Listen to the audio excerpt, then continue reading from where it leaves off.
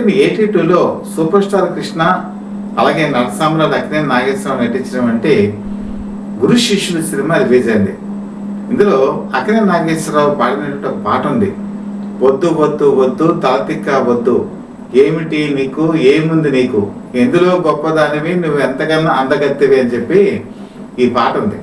ఈ పాట ఆ రోజుల్లో యూత్ని బాగా ఆకట్టుకుంది. కారణం ఏంటంటే 1982 వచ్చేప్పటికి ఈ 2-in-1 టేప్ రికార్డర్స్ ప్రాచుర్యంలోకి వచ్చేసాయి.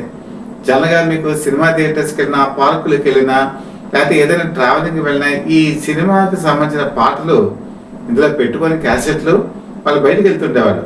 ఈ లేడీస్ని కాలేజీ స్టూడెంట్స్ ఒక విధంగా దాని ఏమంటారు ర్యాగింగ్ అనుకోవచ్చు, లేకపోతే టీచ్ చేయడం అనుకోవచ్చు, ఏదేమైనా ఈ సాంగ్ని పెట్టి వాళ్ళ వెనకాల నడుస్తూ మీకు కాలేజెస్లో టీచ్ చేసినటువంటి సందర్భాలు కూడా ఉన్నాయి.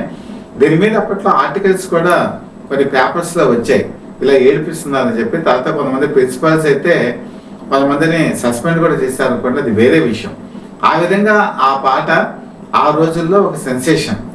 ఈవెన్ యానివర్సరీ ప్రోగ్రామ్స్లో కూడా ఆడపిల్లని టీచ్ చేయడానికి, ఆడపిల్లని వాళ్ళని కవ్వించడానికి స్టూడెంట్స్ వద్దు వద్దు వద్దు తలతిక్క వద్దు అనేటువంటి పాటని స్టేజ్ మీద అభినయం చేసి చూపించేవాళ్ళు.